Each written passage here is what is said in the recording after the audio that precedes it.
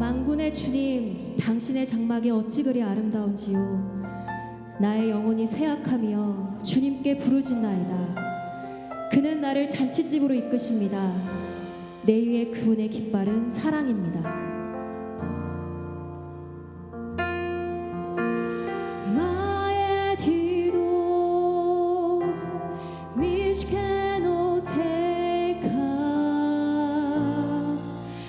아도나이 제바오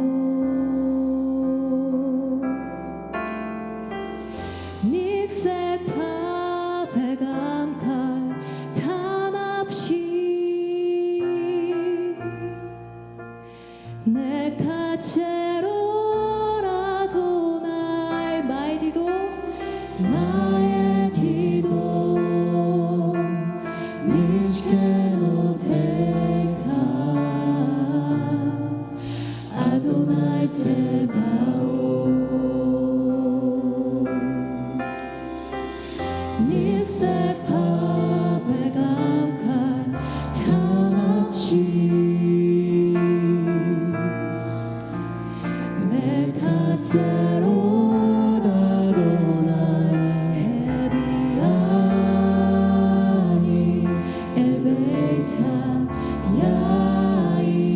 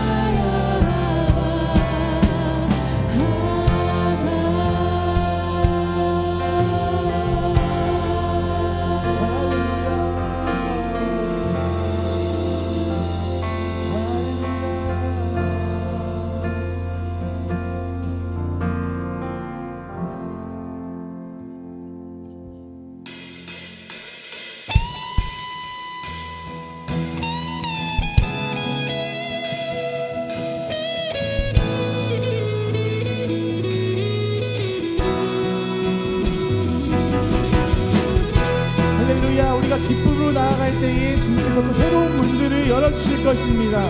우리가 기쁨으로 찬양하며 나아갑시다. 주 안에서 기뻐해, 주 안에서 기뻐해, 주님 주신 기쁨으로 기뻐하라. 주 안에서 기뻐해, 주 안에서 기뻐해, 우리의 힘은 주를 기뻐하는 것. 다시 한번 주 안에서 기뻐해, 주 안에서 기뻐해, 주님 주신 기쁨으로 기뻐해. 할렐루야. 우리 안에 기쁨을 부어주실 것입니다. 주 안에서 기뻐해, 주 안에서 기뻐해, 우리의 힘은 주를 기뻐해. 더욱더 힘차게 고백하며 나아갑시다. 주 안에서 기뻐해, 주 안에서 기뻐해, 주님의 힘은 주님으로 기뻐하라. 주 안에서 기뻐해, 주 안에서 우리의 힘은 주를 기뻐하는 것.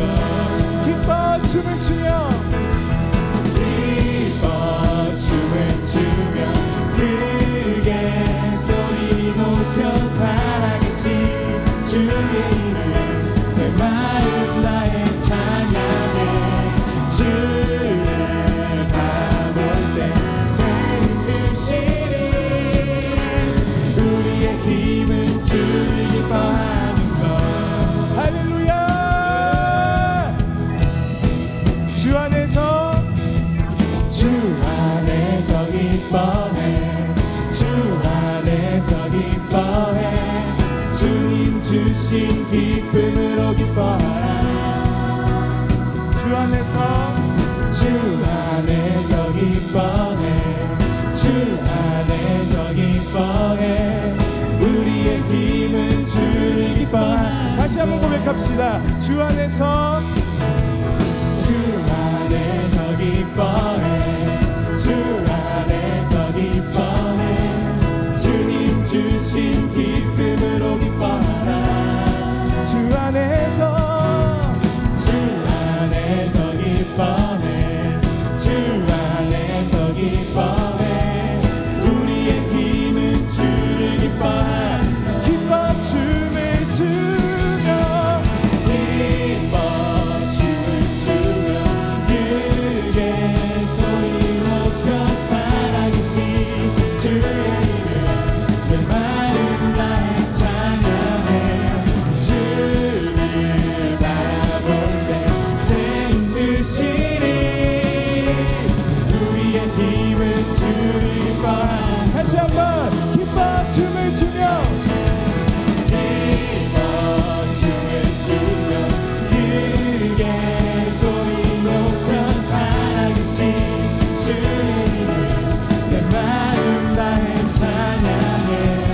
주를 바라볼 때 새 힘 주시리, 우리의 힘은 주. 다시 한번 고백합시다. 기뻐 춤을 추며, 할렐루야. 크게 소리 높여 살아계신 주의 이름 내 마음 다해 찬양해. 주를 바라볼 때 새 힘 주시리, 우리의 힘은 주를 기뻐하는 것. 무화과 나무 마르고 포도 열매 없어도 주님 늘 함께 하시니 나는 기뻐하고 즐거워하리로다.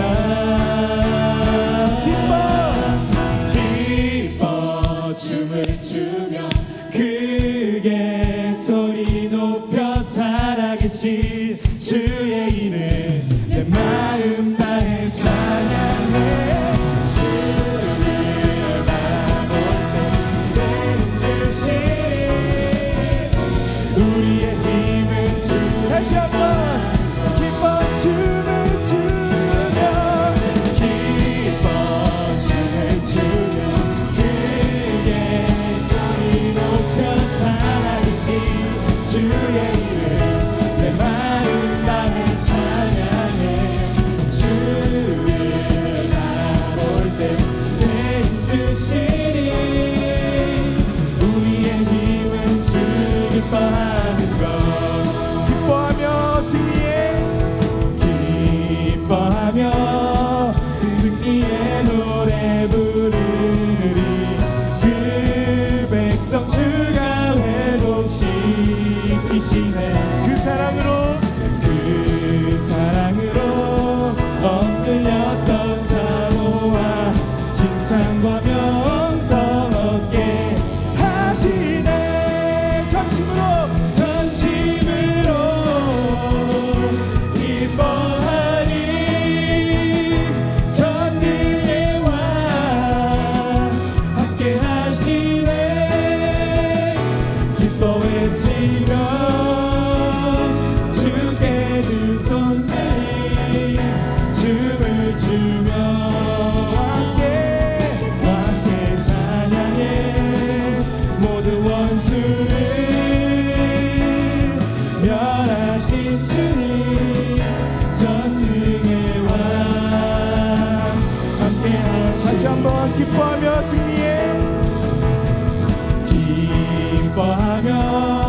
승리의 노래 부르 주님께서 회복시키실 것입니다 백성 주가 회복시키시네 그 사랑으로 넌들렸던 자모와 칭찬과 명성 얻게 하시네 전심으로 기뻐하리 전능의 왕 함께 하시네 기뻐 외치며 주께 두 손 들리 춤을 추며 함께 찬양해 모든 원수를 멸하신 주님 전능의 왕 함께 하시 전심으로 기뻐하니 전심으로 할렐루야 전능의 왕 함께 하십니다 함께 하시네 기뻐 외치며 주께 두 손 들리 춤을 추며 함께 찬양해 모든 원수를 멸하신 주님 전능의 왕 함께 하시네 전능의 왕 함께 하시네 전능의 왕 함께 하시네 할렐루야 전능의 왕이신 주님께서 우리 왕과 함께 하십니다 할렐루야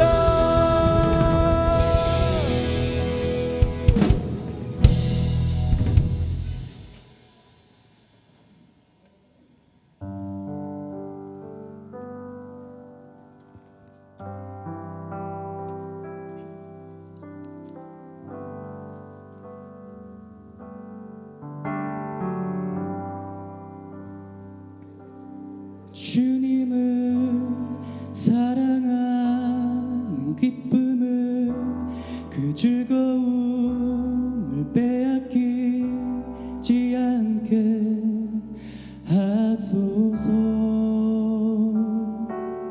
주님을 사랑하는 기쁨을 그 즐거움을 빼앗기지 않게 하소서 예수 예수 예수 예수 주님을 사랑합니다. 예수 예수 예수 예수 주님을 사랑합니다.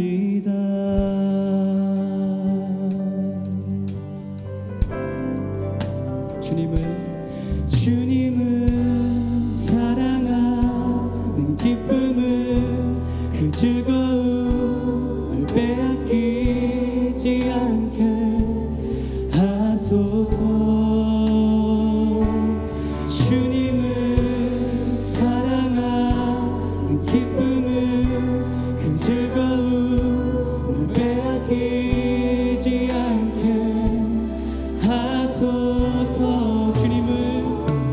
주님을 사랑하는 기쁨을 그 즐거움을 빼앗기지 않게 하소서. 주님을 사랑하는 기쁨을 그 즐거움을 빼앗기지 않게 하소서.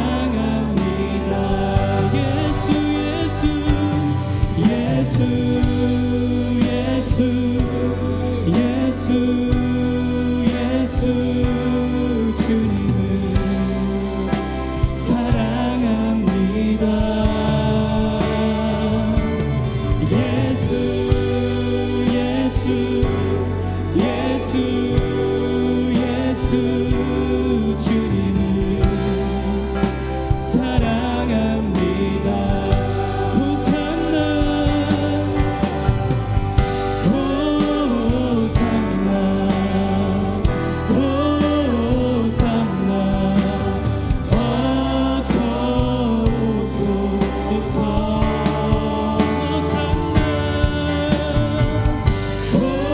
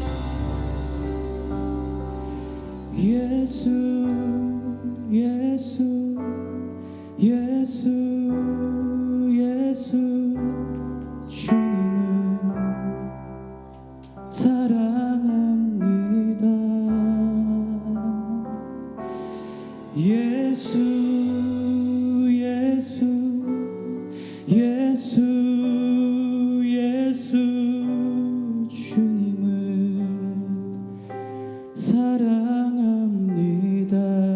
예수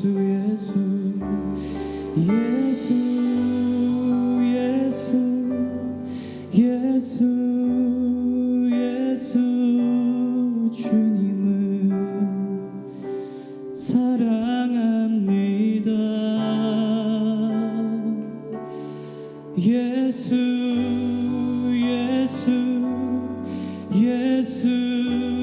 예수 주님을 사랑합니다. 아멘. 주님, 놀라우신 그 크신 예수와 이름을 주여 우리가 붙들고 나아갑니다. 할렐루야.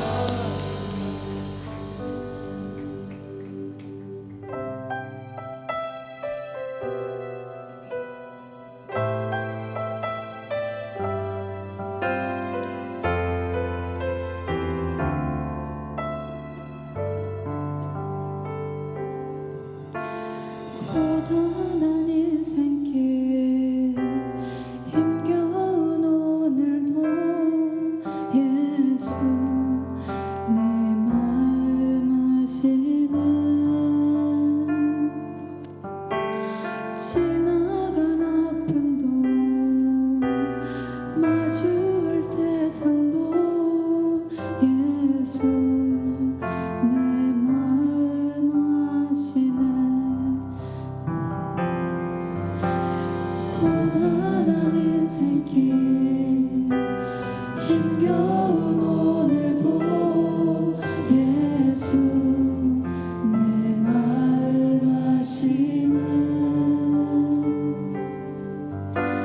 지나간 아픔도 마주할 세상도 예수 내 마음 아시네. 믿음의 눈 들어 주를 보리.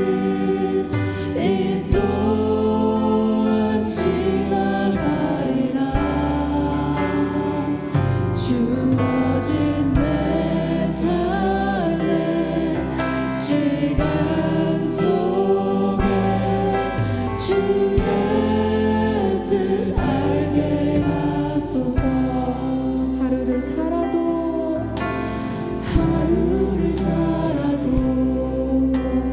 기쁨으로 가리. 예수 늘 함께 하시네. 후회도 염려도 온전히 맡기리. 예수 늘 함께 하시네. 믿음의 눈 들어 주를 보리. 이 또한 지나가리라. 주어진 내 삶의 시간 속에 주의 뜻 알게 하소서. 믿음의 주를 보리.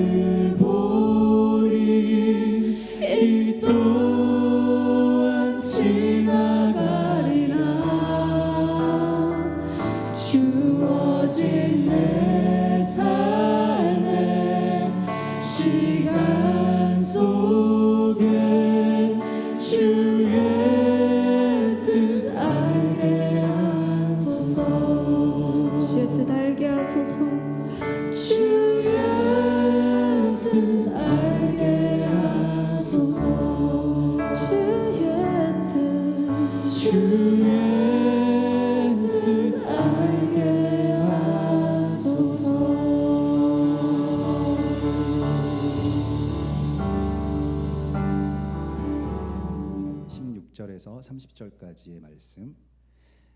예. 제가 한 절, 여러분들께서 한 절 그렇게 교독하시겠습니다.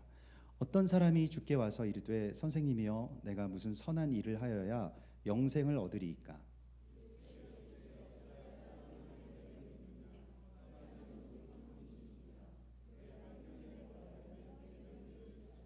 이르되 어느 계명이오니이까? 예수께서 이르시되 살인하지 말라, 간음하지 말라, 도둑질하지 말라, 거짓 증언하지 말라.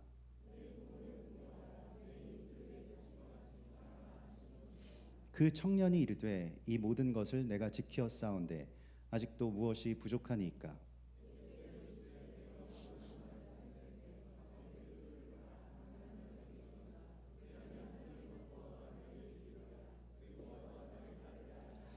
그 청년이 재물이 많음으로 이 말씀을 듣고 근심하며 가니라.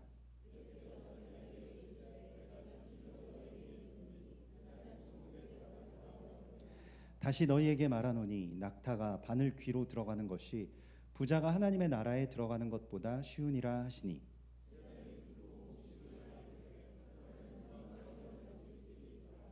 예수께서 그들을 보시며 이르시되 사람으로는 할 수 없으나 하나님으로서는 다 하실 수 있느니라.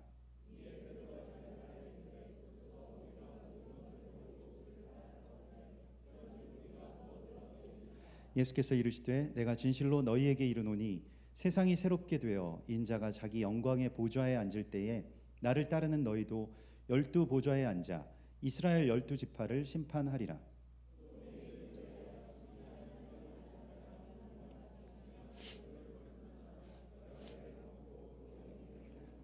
다 함께. 그러나 먼저 된 자로서 나중되고 나중된 자로서 먼저 될 자가 많으니라. 아멘. 예, 얼마 전에 제가 이제 뉴스를 하나 듣게 되었는데 미국에 있는 IT 기업 이제 경영자인데 브라이언 존슨이라고 하는 분이 계시더라고요. 45살 된 분인데 이제 기업을 이제 매각하는 과정 가운데서 건강이 굉장히 많이 상해서 기업을 이제 다 팔고 번 돈으로 자기 몸을 회춘하는, 그래서 그 프로젝트를 시작을 했다고 합니다. 그래서 뭐 이런저런 전문가들의 도움을 받아서 뭐 운동도 열심히 하고 뭐 먹는 것부터 시작해서 뭐 다 굉장히 체계적으로 관리를 해서 실제로 많이 이 신체 나이를 줄일 수가 있었다고 하는데요. 근데 그 목표 나이가 지금 45살 되신 분인데 18살이 목표래요. 그래서 뭐 이것저것 다 해보다가 이제 아들이 17살인데 아들의 피를 1리터를 뽑아가지고 거기서 혈장을 이제 수혈 받았다고 합니다. 그래서 그게 효과가 있는지. 근데 아들 1리터면 굉장히 많이 뽑는 거거든요. 보통 헌혈하면 여성분들은 한 300ml 그 정도 뽑고 남성분들은 피가 많으신 분들은 한 400ml가 거의 한계치인데 그 2배를 뽑은 거 이만큼 뽑았다는 1리터를요. 5분의 1에 가량 되는 피를 아들에게서 뽑고 또 그 아들도 뭐 기꺼이 그렇게 피를 내주었는데 좀 미안했는지 이제 아버지가 70대이신데 아버지한테는 이제 자기 피를 뽑아가지고 또 드리고 그래가지고 아무튼 그 산부자가 피를 뽑아가지고 뭐 이렇게 수혈을 했다는 거예요. 저도 이제 솔깃한 게 아들이 셋이니까 요거 1리터씩 이렇게 돌려가면서 효과 있으면은 나중에 아들아 피를 좀 달라고 뭐 이렇게 하면 아들들이 주지 않을까 뭐 이런 생각도 했었는데 근데 아무런 효과가 없었대요. 그래서 이거 하지 말라고. 이게 뭐 운동하거나 아니면 뭐 정말 뭐 비타민 C 먹는 거 보다 더 의미 있는 어떤 결과도 나오지 않았다.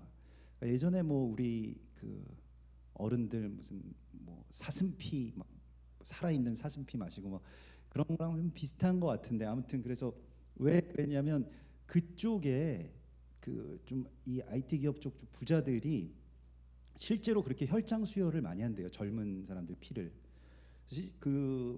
블룸버그 통신에서 이제 이야기를 하는 게 혈장을 주입하는 젊은 사람들이 혈장을 사서 주입하는데 $5,500면 된답니다. 그러니까 $5,500면은 한 700만 원 좀 넘죠. 예, 그걸로 이제 뭐 젊음을 유지하는 비결로 이렇게 뭐 혈장이든 뭐 줄기세포든 이런 것들 많이 막 한데 근데 뭐 실제로 뭐 효과가 있다는 사람도 있고 없다는 사람도 있는데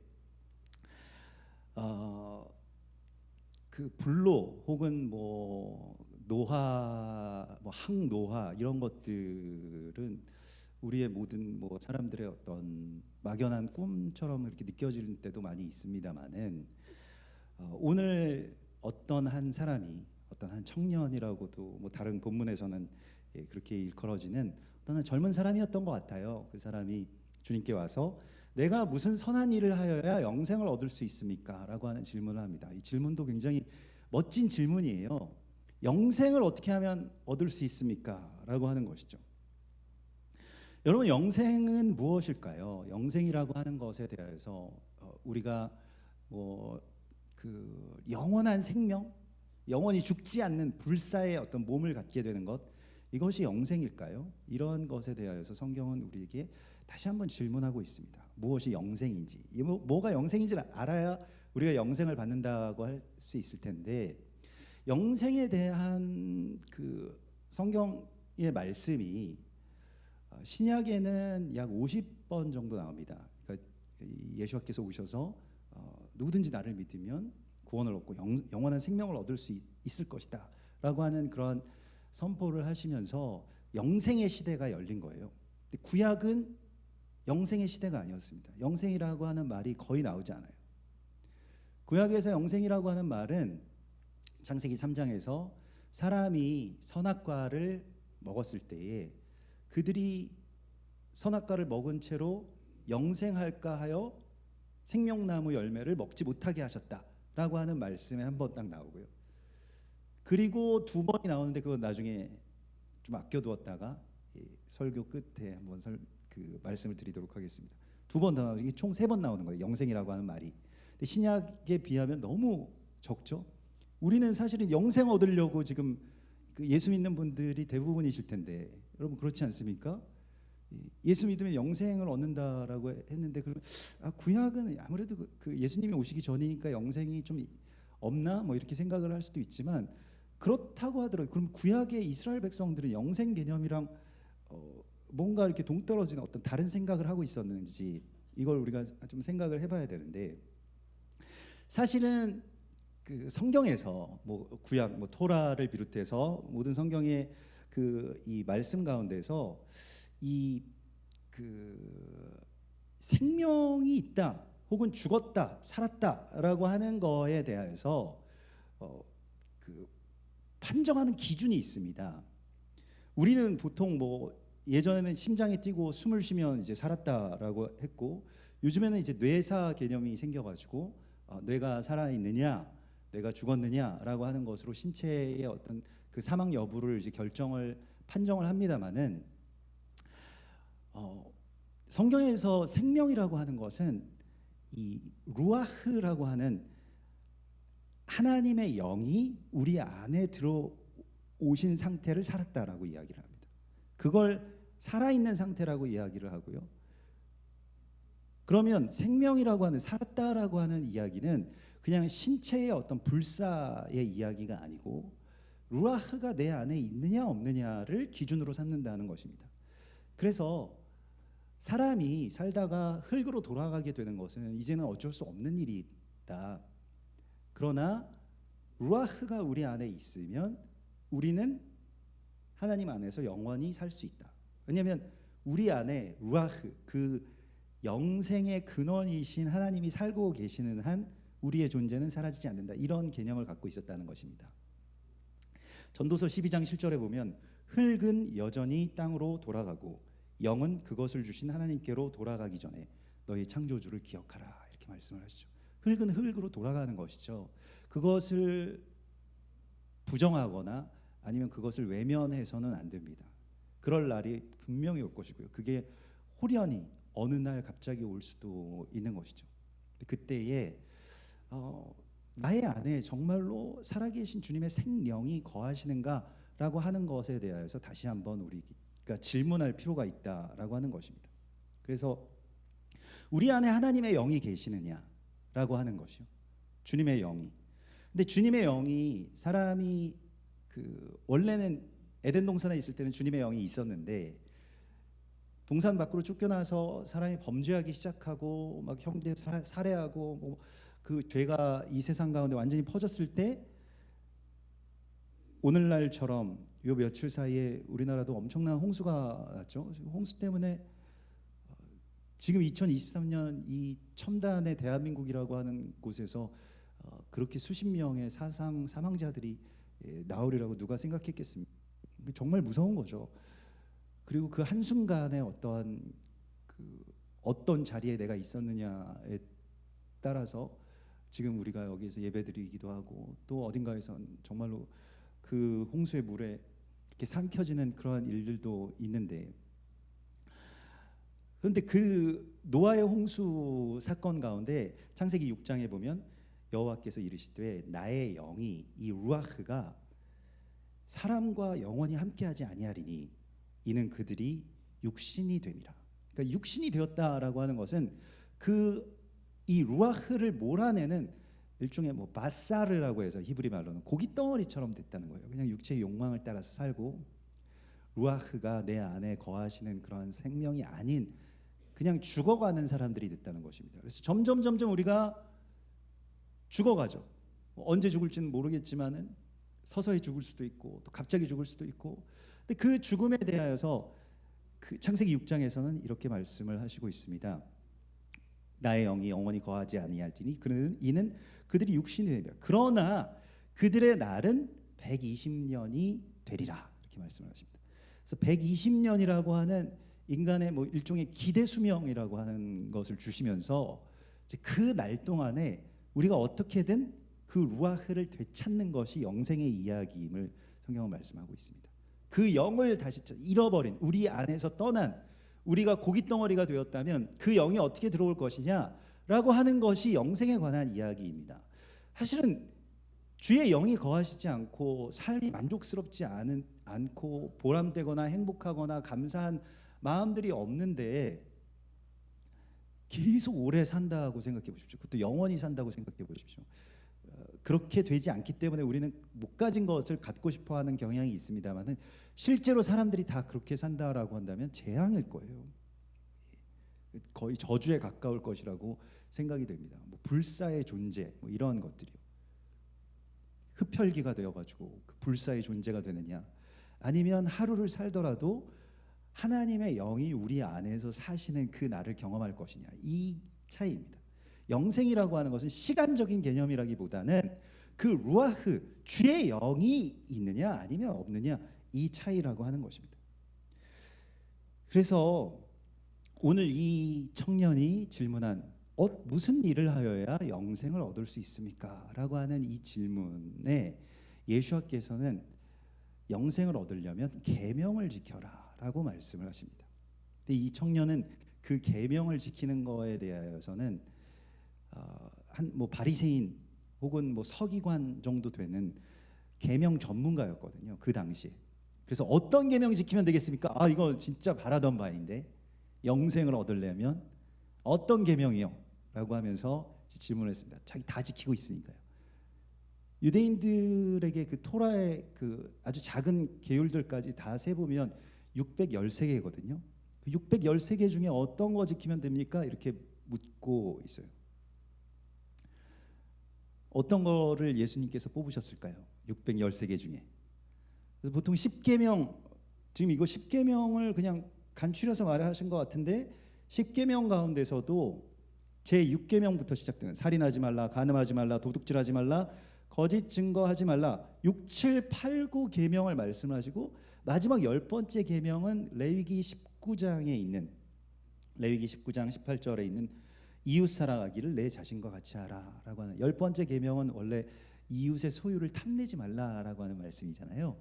그런데 이 이웃 사랑하기를 내 자신과 같이 하라라고 하는 율법의 어떤 정점이라고 할 수 있는 그 말씀을 주십니다. 그래서 이게 지금 요 그 6가지의 말씀, 뭐 5가지라고도 할 수 있고, 계명으로 치면 살인하지 말라, 간음하지 말라, 도둑질하지 말라, 거짓 증언하지 말라, 이 말씀을 주시고 다시 앞으로 돌아가요. 우리는 그렇게 되면 이제 그 다음에 10계명이 나와야 되는데 10번째 대신 앞으로 돌아가서 내 부모를 공경하라 이렇게 말씀을 하십니다.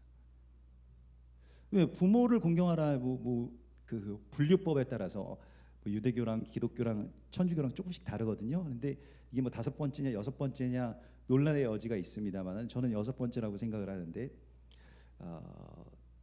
아무튼 부모를 공경하라부터 시작되는 말씀이에요. 근데 부모를 공경하라는 말씀은 맨 나중에 말씀을 하죠. 괜히 그냥 예수님께서 십계명 가운데서 기억나시는 대로 말씀하셨겠거니 이렇게 생각을 하고 좀 넘어갔었는데 사실 이게 되게 의미가 있습니다. 613개 중에서 뭐 지키면 됩니까? 그래 뭐 지켜야지 영생을 얻습니까? 라고 할 때 처음이 살인하지 말라라고 하는 말씀이고요. 근데 사실 살인하지 말라라고 하는 이 말씀에 대해서 이 계명에 대해서 그 탈무드의 이야기들을 좀 찾아보면 살인이라고 하는 것의 기준이 예수와께서도 물론 그렇게 말씀을 하셨습니다만 탈무드에서도 사람들 앞에서 난처하게 어떤 사람을 난처하게 만드는 것, 무한하게 만드는 사람도 그 사람의 피를 흘린 것이다 이렇게 이야기를 하고 있습니다. 나그네에게 필요한 숙식을 제공하지 않고 길을 안내하지 않는 자는 살인자이다 이렇게 이야기를 하고 있어요. 예수와께서도 비슷한 말씀을 하셨죠. 마태복음 21장에서 형제에게 멍청하다라고 하는 사람은 그 사람 살인자다라고 말씀을 하셨습니다. 제가 우리 아이들 싸울 때마다 항상 하는 말인데요. 야 이 멍청아 막 이렇게 우리 아이들도 가끔씩 말로 싸우거든요. 그런데 이제 야 그거 살인하지 말라라고 하는 그 계명에 어긋나는데 뭐 이렇게 이야기를 하는데 뭐 그러거나 말거나 계속해서 그런 말들로 이제 싸우는데 근데 되게 무섭게 말씀하셨어요. 형제에게 라가라는 미련한 놈이라 하는 자는 지옥불에 들어가게 되리라. 영생을 얻지 못한다는 거예요. 지옥불에 들어간다.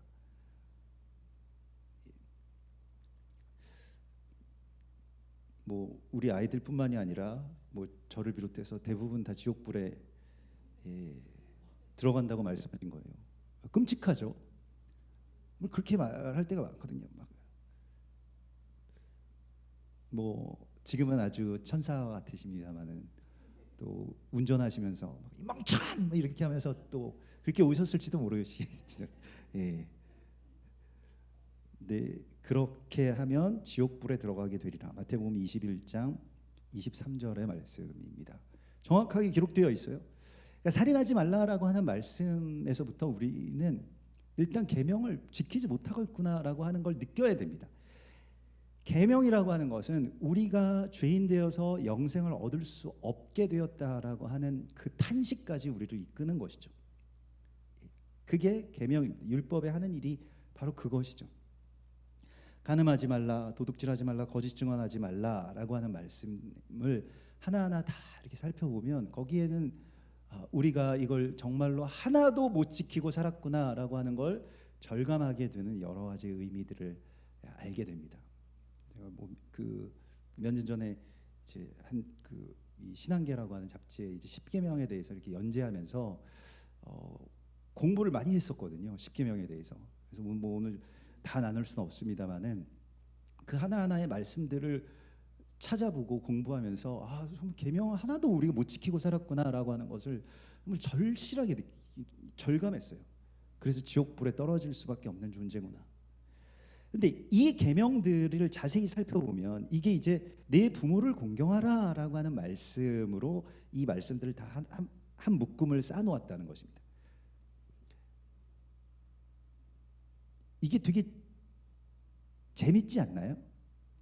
재미가 없을 수도 있겠습니다만은 사실 이게 되게 재밌는 이야기인데 뭐냐면 이 말씀을 가만히 보면 이게 예수님께서 이 청년을 사랑하셨다라고 마가복음에는 나와 있거든요. 마가복음 20장에 보면 정말 사랑하는 사람에게 우리가 봐도 이렇게 유독 예쁜 그 학생이 있나 봐요. 저는 교사가 아니어가지고 잘 모르겠습니다만은 얘한테는 뭐 답을 알려주고 싶은데 예수님께서 그러셨던 것 같아요. 답을 지금 다 알려주고 계십니다. 계속 알려주고 계세요. 그래서 어떤 답에 대하여서 계속 말씀을 하시는데 이걸 율법 전문가가 딱 들으면 이 말씀은 부모를 공경하라부터 시작되는 그 두 돌판 가운데 두 번째 돌판의 계명이라고 하는 것을 알아차릴 수가 있습니다. 계명이 두 돌판이잖아요. 두 돌판에 하나님께서 십계명을 기록하신 이유는 왜 그랬을까요? 왜 두 돌판일까요? 그것도 재밌지 않나요? 그냥 한 돌판에 쓰시면 되잖아요. 하나님이 뭐 폰트 조절을 못 하실까요? 조금만 줄이면 10개 다 쓰실 수 있을 텐데 편하잖아요. 모세가 들고 내려가기도. 근데 두 개면은 막 이렇게 복잡하고 나중에 또 깨트리고 이렇게 되는데, 근데 두 돌판에 정확하게 5개씩 써놓으셨다는 것입니다. 그 두 번째 돌판 무엇이냐? 첫 번째 돌판은 하나님을 사랑하는 것이죠. 하나님, 나 외에 다른 신을 내게 있게 하지 말라라고 하는 말씀. 뭐 그 이전에 유대교에서는 제1계명이 나는 너희를 애굽 땅 종되었던 집에서 인도해낸 내 하나님 여호와라. 하나님에 관한 것이죠. 그 하나님을 사랑하고 그 하나님을 경배하고 그 하나님만을 예배하는 이야기가 그 한 돌판에 있었다고 한다면, 두 번째 돌판은 뭐입니까? 부모를 공경하라. 내 부모를 공경하라. 그리하면 내게 준 땅에서 내 생명이 길리라, 이렇게 말씀을 하시죠.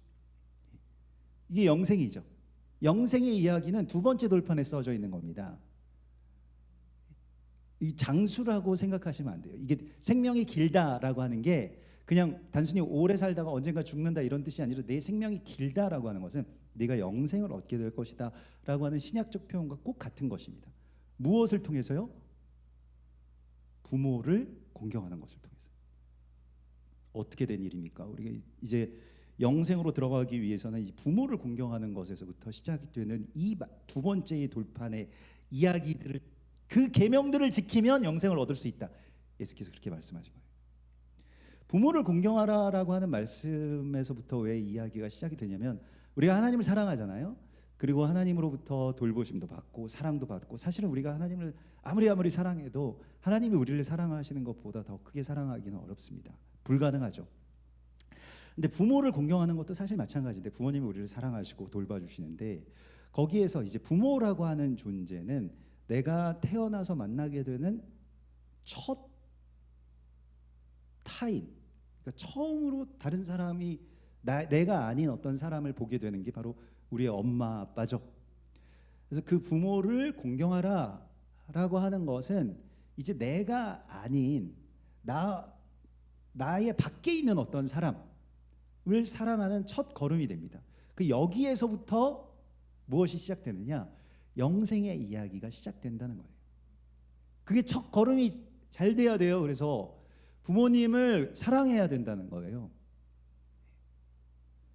영생의 첫 걸음이라는 것입니다. 부모님은 내가 좀 사랑하기는 좀 어려운데, 그렇게 생각하시는 분들은 영생으로 가는 첫 발자국이 틀어지게 되는 거예요. 거기서부터 다시 시작하셔야 돼요. 부모님을 사랑하는 이야기부터 시작되는 이야기가 구원의 이야기, 영생의 이야기라는 것입니다. 부모님이 정말 우리가 사랑해야 될 그런 분이지만 또 사랑하기가 어렵죠. 너무 가까워서, 아니면 너무 일방적으로 많이 사랑해 주셔서, 너무 내가 기대치가 높아서, 아니면 너무 당연하게 생각되어서 공경하지 못하고 사랑하지 못한 바로 그 부모님을, 하나님을 우리가 경외하잖아요. 야레 엘로힘이라고 하는 하나님을 공경하는, 두려워하고 경외하는 것을 이제 사람에게 하는 첫 걸음이 부모님에게 있다는 것입니다. 그래서 거기에서부터 시작되는 거예요. 그 이야기가 쭉 나와서 내 이웃을 내 자신과 같이 사랑하라. 이 한 말씀은 계명의 어떤 완성이죠. 613개의 계명 가운데 하나를 꼽으라고 한다면 예수께서도 그렇게 꼽으셨고, 나중에 그 랍비 힐렐이라고 하는 뭐 유명한 랍비들이 많은데, 힐렐 같은 랍비들은 정말 유명하죠. 힐렐은 612개의 이 계명이 이 한 계명과 그 한 계명보다 못하다. 뭐 그 612개의 계명은 이 한 계명을 주석하고 있는 것과 뭐 이렇게까지 이야기를 합니다. 이게 레위기 19장 18절의 말씀이죠. 원수를 갚지 말며 동포를 원망하지 말며 내 이웃 사랑하기를 내 자신과 같이 사랑하라. 나는 여호와이니라. 이게 토라의 전부라고 율법의 전부인 것입니다. 예수께서도 이 말씀을 하셨죠. 두 번째의 돌판에 새겨진 그 계명들을 쭉 말씀을 하신 거예요. 그걸 지켜야 영생을 얻을 수 있다. 자, 그런데 예수님께서 지금 이 대답을 이 대답을 하시기 전에 예수님께서 하신 말씀이 있어요. 청년에게 어찌하여 나에게 선한 일을 묻느냐? 오늘 16절의 말씀에서 무슨 선한 일을 하여야 영생을 얻으리까라고 할 때 예수께서 이르시되 어찌하여 선한 일을 내게 묻느냐? 선한 이는 오직 한 분이시니라. 내가 생명에 들어가려면 계명들을 지키라. 이 선한 이는 오직 한 분이시니라. 이거 좀 이상하지 않나요? 선한 이는 오직 한 분, 하나님만 선하신 분이다. 나머지는 다 악하다. 지금 이 말씀을 하신 걸까요? 저는 그렇게 예전에 이해하고 넘어갔었는데요. 근데 사실 하나님이 선하시고 또 우리가 믿는 그 아들 되신 예수님도 선하시잖아요. 선한 분 한 분만 있는 게 아니라 너 잘 멀었다. 내가 바로 그 선한 일을 하는 사람이야. 이렇게 말씀하실 수도 있는데 또 선한 사람도 많잖아요. 성경에 보면 뭐 노아도 있고 욥도 의로운 의인이었고 뭐 많죠. 에녹도 있고 여러 믿음의 영웅들 가운데 선하다라고 이름할 수 있는 사람은 많이 있을 것입니다만은 그런데 선한 이는 오직 하나이시니라고 말했다는 거예요. 예수께서.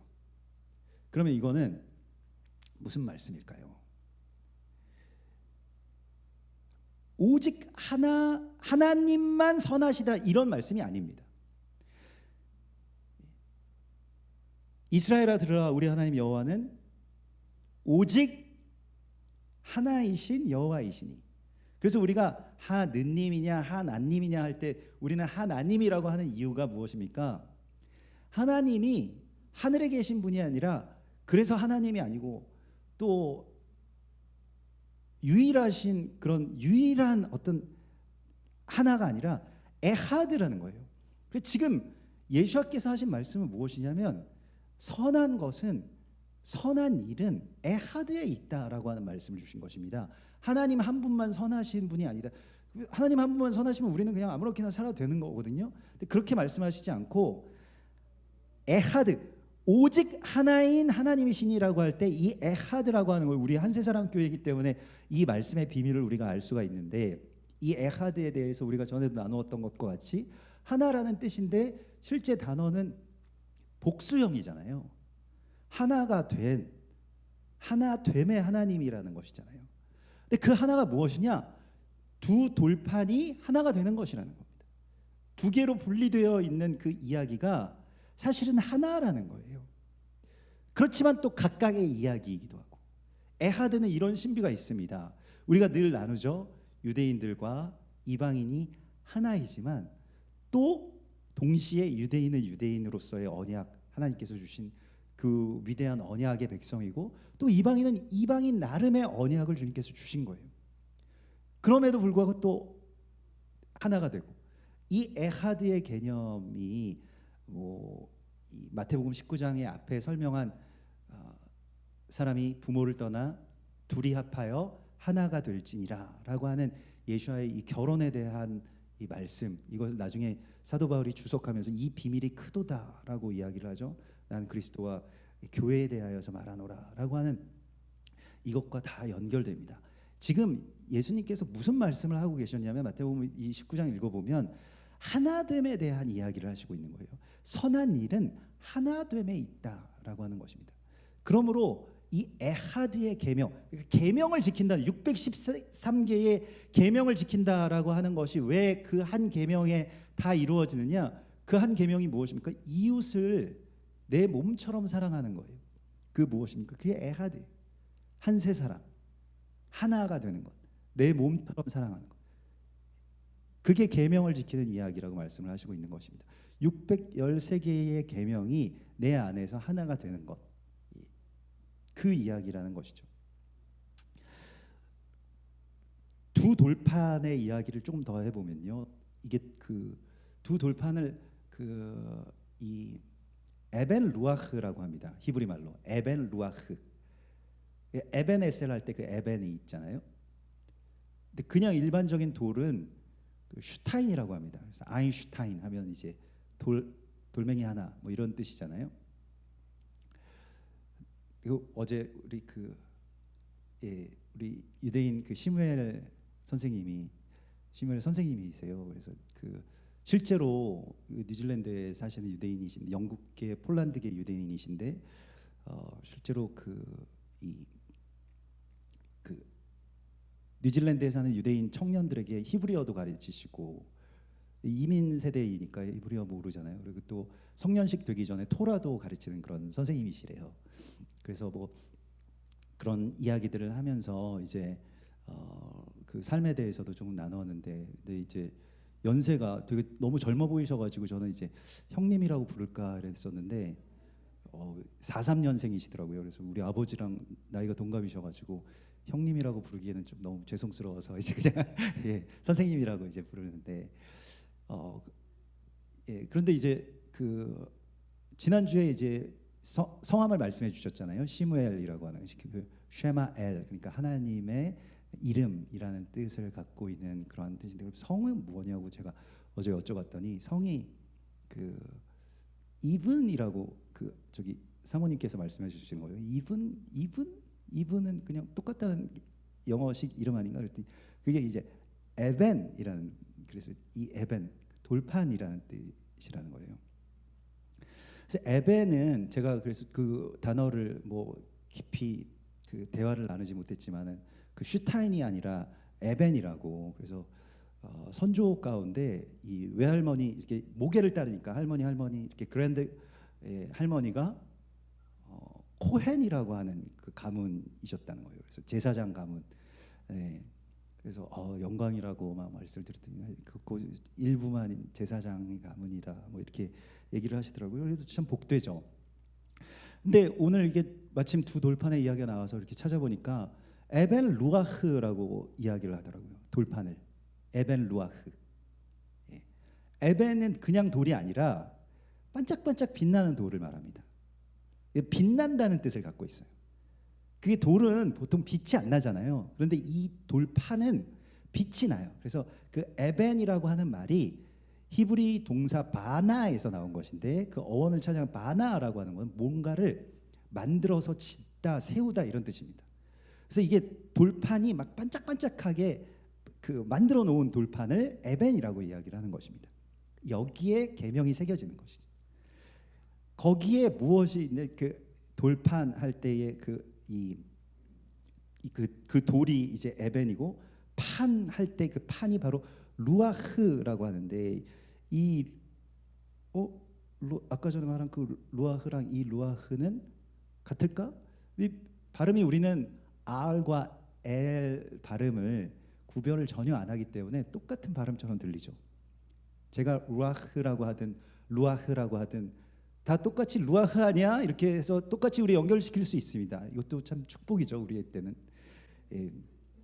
R과 L의 차이를 우리 루아흐냐 루아흐냐. 근데 사실은 비슷한 발음이어서 연관성이 있지 않겠는가, 우리는 이렇게 생각을 할 수가 있습니다. 실제로도 연관성이 있는 것 같아요. 그래서 이 에벤 루아흐라고 하는 이 돌판이라고 하는 것이 그냥 일반적으로 사람이 흙에서 왔으니 흙으로 돌아가는 그냥 그 돌덩어리 같이 죽어가는 그러한 생명이 아니라, 성령께서 우리 가운데 오셨을 때 이 돌판인 우리 이 에벤에 새겨지는 바로 그 이야기, 그러니까 돌이 판이 된다라고 하는 것이 사실은 율법이 새겨질 준비가 더 된 것이죠. 바로 그것을 말하는 것입니다. 그래서 빛나다라고 하는 바로 그러한 이 루아흐의 이야기가 하나님의 영이신 루아흐의 이야기와 연결이 된다고 우리는 이제 이방인이기 때문에 아주 자유롭게 거기에 대해서 생각할 수 있겠습니다. 이거 뭐 히브리어를 잘 아시는 분은 그거 다른 말인데 이렇게 이야기를 하실 수도 있겠습니다만은 R과 L의 그 발음만큼 먼 이야기라고 할 수가 있겠습니다. 우리는 여기서 또 하나가 되죠. 그 두 이야기가. 근데 주님께서 말씀하신 것이 그래서 이게 지금 계명이라고 하는 것이 나의 삶의 판에 새겨지는, 그러니까 이게 두 돌판이잖아요. 그러니까 그 판과 내 삶이라고 하는 이 판이 같이 하나로 연합될 때 영생이 우리 가운데 일어난다라고 하는 것입니다. 우리가 하나님을 사랑하는 그 사랑이 반드시 그것은 부모를 공경하고 이웃 사랑하기를 내 몸과 같이 하는 대로 하나가 될 때에만, 그때에만 영원한 생명을 살 수 있어, 이렇게 말씀하신 거예요. 그래서 살인하지 말라, 간음하지 말라, 도적질하지 말라, 이웃에 대하여서 거짓 증언하지 말라. 이 증언에 대하여서도 우리가 여러 번 나누었죠. 교회가 세워진 이유가 증언 때문이라고, 이웃 죄인에 대한. 그래서 하나님을 사랑하는 것과 내 이웃을 사랑하는 것이 나의 삶의 판에서 하나가 되는 것, 이걸 영생이라고 한다고 할 수가 있겠습니다. 하나님을 사랑하는 것이 또 독립적으로 있어야 되는 것이고요, 이웃을 사랑하는 것이 독립적으로 있어야 되지만 그 두 가지가 하나가 된다라고 할 때 그것이 이제 영생이라는 것입니다. 우리의 돌덩어리 같은 육체에 그 루아흐가 들어오는 것입니다. 에벤 루아흐가 되는 것처럼 우리도 에벤 루아흐가 되는 것, 그러한 이야기를 주님께서 우리에게 주신 것입니다. 얼마나 더 살 거냐, 죽으면 어떻게 될 거냐, 이거에 대해서 성경이 우리에게 하시는 말씀은 무엇일까요? 여러분들 여기에 대해서 아닌 듯 하시면서도 관심이 많으시죠. 나 언제까지 살까? 어떻게 살까? 어떻게 죽을까? 이런 것들이요. 성경에서는 거기에 대해서는 관심을 끄라고 말씀하시고 있습니다. 그러면서 언제 죽어도 좋은 상태가 되는 것이 영생이에요. 오늘 우리가 이렇게 예배드리고 주님께로 돌아갈 준비가 되었다라고 한다면 그것이 영생인 것입니다. 제가 정말 감사한 게 어제도 제가 교회에서 이렇게 밤을 지새우면서 깼다가 일어났다가 깼다가 일어났다가 뭐 밑에 사무실에서 잠깐 자다가 유아실에서 자다가 또 뭐 예배당에서 누워 있다가 그러면서 이제 나중에 막 목도 아프고 막 허리도 이상하고 막 이러더라고요. 그래서 아무튼 제가 교회에서 자는 날은 말씀이 준비가 안 돼서 그렇습니다. 그러다가 하나님 말씀이 준비가 안 됐는데 딱 이렇게 자다가 데려가셔도 저는 참 좋습니다. 얼마나 좋은 일이에요. 그래서 안 데려가셔가지고 지금 이게 설교를 하고 있는데 아직 좀 전할 말씀이 있다고 오늘 아침에 또 깨우시더라고요. 근데 우리가 이 세상을 살아가면서 하나님이 오늘 나를 데려가셔도 좋겠다라고 생각하는 그 삶이 바로 살아있는 삶입니다. 그게 영생이에요. 죽는 것이 우리에게 무섭지가 않고 우리가 뭐 그 다음에 내 존재는 어떻게 되느냐, 나는 또 하나님 나라에 가서 뭐 어떤 삶을 살게 되느냐, 그런 거 중요한 게 아니라는 것입니다. 지금 내가 살고 있는 이 삶 가운데서 정말 살았다는 이름을 가졌느냐 아니면 죽어가는 것이냐. 성경에서는 사라의 죽음을 어떻게 이야기하고 있습니까? 하예이 사라 이렇게 이야기를 하죠. 사라의 향년. 그래서 사라가 향년 몇 세로 죽었다, 뭐 100 몇 살에 죽었는데, 근데 그 사라의 향년에 대하여서 하예이라고 하잖아요. 영생을 뭐라고 합니까? 하예이 올람. 우리가 여러분들도 아시잖아요. 그 찬송 가운데 영원한 생명 얻으리, 그 찬송 있잖아요. 기코아 그 찬양. 하예이 알람 올람 이렇게 이야기해요. 하예이 올람, 이게 영생을 얻으리라라고 하는 것이죠. 하예이가 무엇입니까? 영원히 주님께서 내 안에서 사신다는 거예요. 내가 육체 안에서 또 내가 주님 안에 사는 한, 내가 육체 안에 거하든지 아니면 내가 영으로 있든지 내가 이 땅에 있든지 하늘에 있든지 그건 중요한 일이 아니라는 거예요. 어떤 형질로 있든지 간에 내가 주 안에, 주께서 내 안에서 사시는 것, 그걸 영생이라고 이야기를 한다는 것입니다. 불사가 아니에요. 오래 살아도 감사하고요, 영원히 살아도 감사하고요, 죽었다 다시 살아도 감사하고요, 오늘 죽어도 감사한 거죠. 왜냐하면 주님이 내 안에, 내가 주님 안에 있기 때문에. 여러분 사망에 대해서 두려워하는 순간 인생은 끝납니다. 그 다음부터는 너무너무 힘들어져요. 두렵지 않으십니까? 생각해보면 너무 두려워요. 요즘엔 돌아가시려도 돈이 없으면 돌아가시기도 굉장히 어려우시더라고요. 너무너무 어려워요. 병원비도 많이 나오고 뭐 어디 입원해야죠, 어디 요양원 가야죠, 뭐 어디 가서 어떻게 하는 그런 모든 것들에 대해서 우리는 아무 준비도 되어 있지 않은데 죽는 것이 얼마나 어렵습니까? 얼마나 힘들까요? 근데 성경은 오늘 우리에게 죽는 것과 사는 것의 그 경계는 그 영이 루아흐에 있다라고 하는 거예요. 루아흐가 우리 안에 있는 연합되어 있는 온전한 상태가 무엇입니까?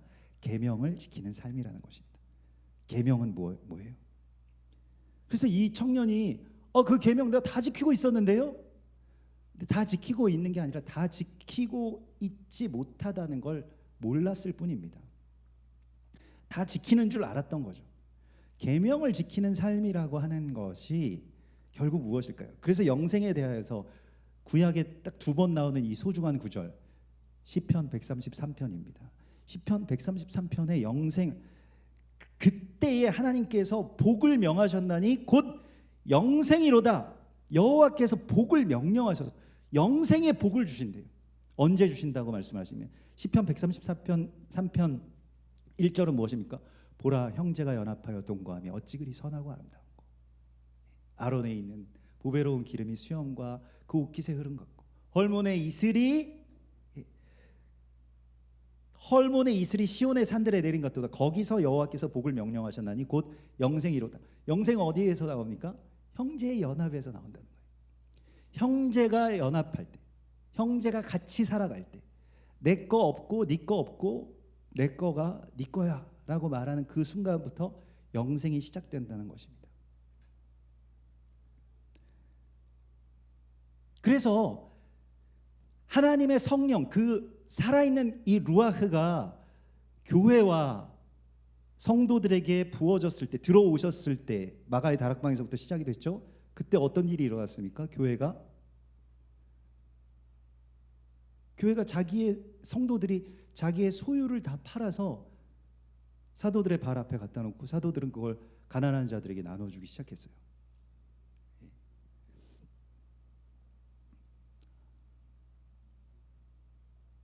그게 에하드입니다. 그거 가지고 와서 감사합니다. 이 헌금 가지고 우리 뭐 웅장한 교회 건물을 세우겠습니다. 뭐 대단한 뭐 어떤 걸 하겠습니다. 이런 것이 아니라 그냥 주변에 있는 가난한 자들에게 나눠줬다니까요. 이게 영생이기 때문에. 영생에 대한 하예이 올람에 대한 마지막 구절, 구약에 3번 있죠. 하나는 뺏어갔다는 말씀이시니까 2개가 있으면 하나는 형제 사랑이고요. 그 마지막 3번째가 무엇이냐면 다니엘서 12장 2절에 나옵니다. 다니엘서 12장 2절에 땅의 티끌 가운데 사는 자 중에서 많은 사람이 깨어나 영생을 받는 자가 있겠다라고 말씀을 하고 있습니다. 주님이 오시면. 그래서 그거 이제 주님이 오시는 그때에, 그러니까 신약의 시대에 대한 어떤 다니엘 선지자의 예언이기도 한데요. 거기서 뭐 그 군주 미가엘이라고 이름을 주어진, 그러니까 그 뭐 우리는 천사 뭐 장이라고 그렇게 이야기를 합니다만은 그냥 그렇게 표현한 것이죠. 그 군주, 그 영원한 왕이신 예수와께서 이 땅 가운데 오실 때 그때 땅의 티끌 가운데서 사람들이 일어나겠고 부활하겠고 또 사는 사람들 가운데 영생을 받는 자가 있겠다. 그렇게 부활한 자들이. 그냥 부활하는 것은 환생이죠. 영생은 아닙니다. 영생은 부활 그냥 환생과는 좀 다릅니다. 부활의 생명도 마찬가지고. 근데 그 사람 어떤 사람들이 그렇게 되느냐? 다니엘서 12장 3절에 지혜 있는 사람들이 그렇게 된대요. 지혜 있는 자는 궁창의 빛같이 밝을 것이요 많은 사람을 옳은 대로 돌아오게 하는 자는 별같이 빛나리라. 많은 사람을 옳은 대로 돌아오게 한 자가 지혜 있는 자이고요. 이 지혜 있는 자가 영생을 얻게 된 자입니다. 많은 사람을 옳은 대로 어떻게 돌아오게 하는 것입니까? 전도하고 선교하고. 근데 전도와 선교가 이제는 패러다임이 좀 바뀌어야 되는데요. 예전에는 우리가 전도와 선교를 마음이랑 말로 이렇게 했잖아요. 근데 초대교회는 전도와 선교를 어떻게 했을까요? 초대교회는 돈으로 한 겁니다. 예. 돈을 써서 영혼을 산 거예요. 대단하지 않습니까? 그런 영생을 자신들의 소유를 팔아서 가지고 온 것으로 가난한 사람들에게 나눠줬어요. 그럼 가난한 사람들이 그냥 그거 먹고 어떻게 할까요? 나도 교회 가야 되겠다. 그래가지고 교회가 부흥된 거지 않습니까? 왜 초대교회는 그렇게 부흥이 됐어요? 우리가 초대교회의 회복, 초대교회의 부흥을 꿈꿀 때에 그 꿈 가운데서 그 꿈이 현실이 안 되는 이유는 돈을 안 쓰기 때문입니다. 돈으로 영생을 살 수 있다면, 좀 돈으로 영생을 사고 싶어서 사람이 굉장히 많거든요. 그 5,500불 내고 피수혈 받는 그런 것보다 돈으로 영생을 살 수 있다면 가난한 자들에게 그것을 나누어 줄 때 그 사람들 안에 또 나누어 주는 내 안에 하나님의 영이 거하시기 시작하면서 영생이 시작된다는 것입니다. 놀라운 일이죠. 그 마켓이 열린 거예요. 예수님께서 그걸 열어주신 것입니다. 그래서 너 빨리, 너 돈 많잖아. 돈 가지고 뭐하니 너 지금. 그걸로 사람을 사, 생명을 사, 이렇게 말씀하신 거예요. 여러분들도 가진 게 돈밖에 없으시잖아요. 돈은 항상 부족합니다마는 아무튼 있는 돈으로 생명을 사라고 말씀하세요. 그게 영생이라고 말씀을 하시는 것입니다. 그래서 내가 부족함의 노예, 걱정의 노예, 나 어떡하지, 나 맨날 없어 이런 게 아니라 나의 모든 것을 다 내어서 생명을 살리는 사람이 되는 것, 이게 바로 영생의 삶이라고 말씀을 하시고 있는 것입니다. 이게 하나님과 내가 에하드, 하나가 되는, 가난한 자들과 내가 하나가 되는 것. 아니 내가 나를 위해서 쓰는데 뭐 그렇게 크게 아깝겠어요. 물론 나를 위해서도 지혜롭게 쓰겠지만, 그러나 내가 배고프면 뭐 먹어야 되고 내가 옷도 입어야 되고 이런 것과 꼭 같은 것이죠. 근데 그 마음이 어떻게 들어오느냐? 성령이 우리 가운데 임하실 때 그 일들이 일어나게 된다는 것입니다. 그 에하드가 일어나게 된다라고 하는 것이죠. 그래서 이 일을 우리 안에서 온전하게 이루는 것, 그것이 바로 영생이라고 주님께서 가르치시고 있습니다. 행위로 말미암아서 구원을 받는다는 이야기가 아닙니다. 구원은 오직 예수와의 피로 말미암아서 이루어지는 것이지만은, 구원받은 우리 안에 주님의 영이 계신다면 우리는 사람을 살리는, 그 영이 하자는 대로 하는 사람이 되는 것입니다. 그 에스겔서에 나오는 그 생물, 살아있는 어떤 생물의 환상이 있는데, 생물 환상. 근데 살아있는데 그 생물은 영이 어디로 가자라고 하면 가는 거예요. 그걸 살아있다라고 표현을 하더라고요. 그래서 생물이라고 표현을 하는 것입니다. 여러분들은 다 살아계십니다. 성령께서 여러분들 안에서 살아계시기를 원하세요. 그래서 제가 어제도 우리 이제 시무엘 선생님한테 지금까지 어떤 직업을 가지셨습니까? 이렇게 여쭤봤더니, 감사하게도 그 장애를 가진 자폐나 또 장애가 있는 그 학생들을 가르치는 일들을 하셨었다는 거예요. 그래서 또 연변 과기대에서도 영어를 가르치시고, 그래서 탈북민들이나 또 연변에 있는 조선족들에게도 영어를 가르치시고, 그런 사역들을 계속 해오고 계시더라고요. 그래서 오늘 이제 또 다음 주에 출국하셔가지고 오늘 우리 같이 예배를 마지막으로 드립니다만은, 제가 다음에는 오셔서 우리들한테도 히브리어랑 영어랑 좀 가르쳐 달라고 이렇게 말씀을 드렸습니다. 아마 다음에 오셔가지고 가르쳐 주실 거예요.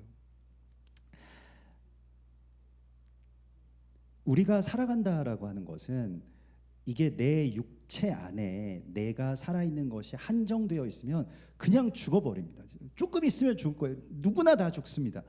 그러나 이것이 내 안에 계신 성령께서 다른 사람들에게, 많은 사람들 안에 살아계시도록 하는 것이 영생의 이야기라는 것입니다. 주님이 그 안에서 살아계시기 때문에.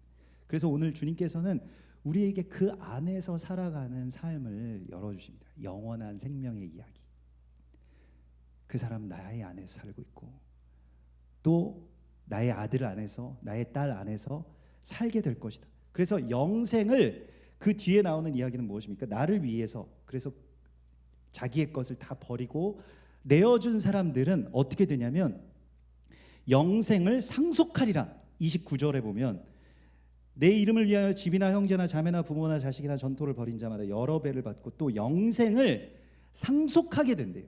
영생이 자녀들에게 물려지게 된다라고 하는 것입니다. 얼마나 좋은 이야기입니까? 우리도 이미 그런 개념이 있어요. 우리도 부모님이 덕을 쌓으시면 3대가 복을 받는다라고 하는 영생의 상속 개념이 있습니다. 성경에 분명하게 나와 있는 것은 복이라고 하는 것, 구원이라고 하는 것, 영생이라고 하는 것은 상속이 된다는 거예요. 자녀들에게 물려줄 수 있다라고 하는 것입니다. 요즘에는 돈을 물려줄 경우에는 많은 문제들이 일어나죠. 그러나 영생을 상속하는 경우에는 뭐 세금도 없고 아무 문제가 없습니다. 다툼도 없고요. 뭐 자녀들끼리 야, 이 영생 내가 70% 가질 거야, 너는 30%만 가져, 이런 거 없습니다. 다 가질 수 있는 거예요. 영생을. 얼마나 좋습니까? 이 영생을 상속받게 되는 그 복이 시작이 된다는 거예요. 놀라운 일들이죠. 그래서 오늘 주님께서는 우리에게 그 영생을 살아가고 영생을 상속하는 그러한 부자들이 되라고 말씀을 하시고 있습니다. 우리가 지난주에 시온 대회, 시온 컨퍼런스를 이제 같이 참석하기 위해서 그 주사랑 교회에 가서 같이 예배를 드렸잖아요.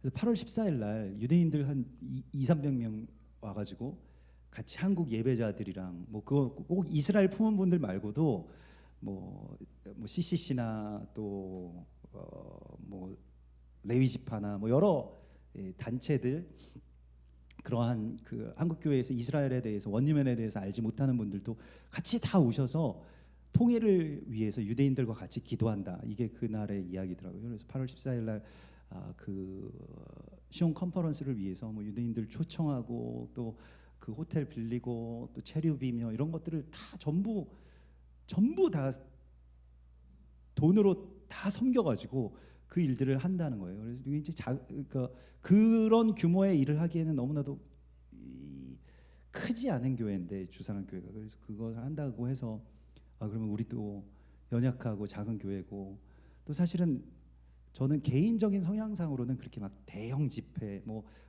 큰 뭐 행사 이런 것들의 어떤 사명이 없다고 생각을 하면서 살아왔습니다만은, 그럼에도 불구하고 이번에 우리가 분단된 지 70년 만에 정말로 포로들을 내놓아라, 내 백성을 내놓아라라고 외치면서 통일을 이렇게 특별히 이 에하드가 되어서 이스라엘과 유대인들과 함께 그 통일을 외친다라고 하는 거에 대해서 우리도 그러면 섬기겠습니다라고 해서 같이 가서 그 예배 인도도 하고, 또 이제 재정적으로도 이제 재정위원회, 그래서 우리 교회 이 헌금이 얼마 남아 있는지 그 남아 있는 걸 한번 싹 그 비울 때가 온 것 같습니다. 이렇게 말씀을 드렸는데 재정위원회에서 또 다 이렇게 해주셔서 이때까지 모아둔 그 선교 헌금들을 대부분을 이렇게 모아서 그쪽으로 이제 보내려고 합니다. 굉장히 뭐 많은 액수가 뭐 그 드는 행사라 우리의 헌금이 뭐 그 얼마가 되든지 뭐 크게 도움이 될까 뭐 이런 생각, 그렇지만은 그럼에도 불구하고 우리 전부를 이제 드리는 것이 중요하다. 그래가지고 드리려고 하고, 여러분들도 그래서 그 시온 컨퍼런스 위한 그 헌금을 따로 좀 적으셔서 그 기간 전까지 이렇게 해주시면 또 같이 해서 전달하도록 하겠습니다. 그래서 우리가 이 마지막 때는 하나님께서 이 에하드를 보시는 거예요. 하나님 말씀이 육신이 되는 것, 예수께서 살아계신 말씀이 된 리빙 토라라고 하잖아요. 걸어다니는 살아있는 그런 토라가 되는 것처럼 우리도 그 삶 가운데서 그렇게 살고 또 그렇게 돈을 쓰고 그런 것에 내가 헌신하고 이러한 살아있는 하루를 살더라도 그렇게 살아야만 행복하고 보람되고, 그래서 오늘 죽어도 좋고 또 오래 살아도 좋습니다라고 그렇게 고백할 수 있는 그런 생명이 우리 앞에서 열리게 된다고 말씀하십니다. 여러분 사십시오. 성령께서 여러분들 안에서 사시는 한 여러분들은 그렇게 살아가는, 또 살리는 그런 주님의 사람이 될 것이라고 약속하십니다. 같이 기도하겠습니다. 주님 감사합니다.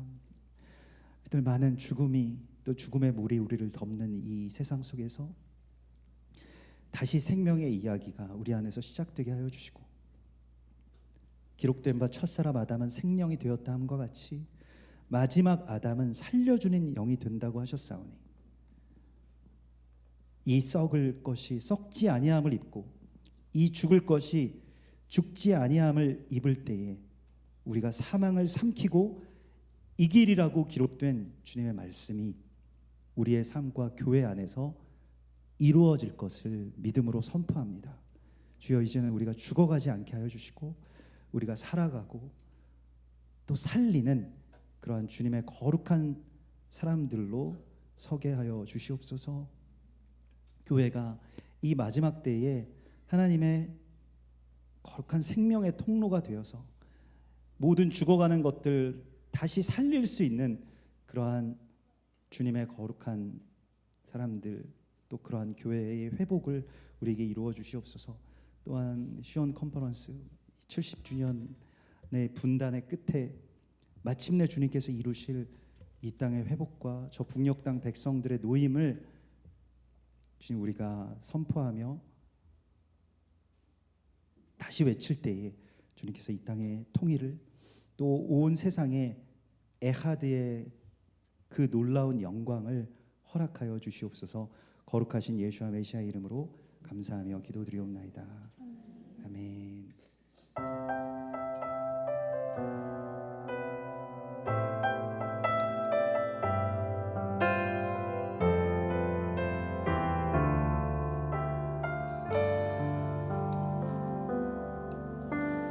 고단한 인생길 힘겨운 오늘도 예수 내 마음 아시네. 지나간 아픔도 마주할 세상도 예수 내 마음 아시네. 하루를 살아도 기쁨으로 가리 예수 늘 함께 하시네. 예, 주님께서 우리 안에서 사십니다.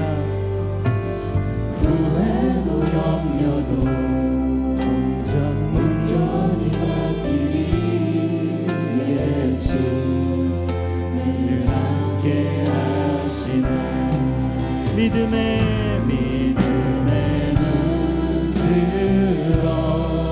주를 보리 이 또한 지나가리라.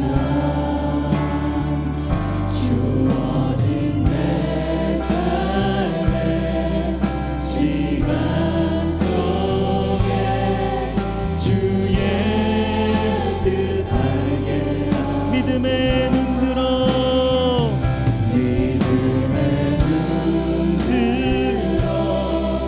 주를 보리 이 또한 지나가리라.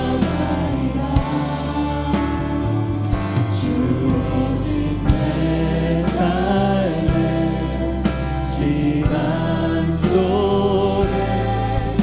주의 뜻 알게.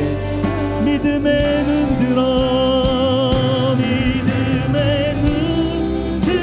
들어 주를 보리 이 또한 지나가리라.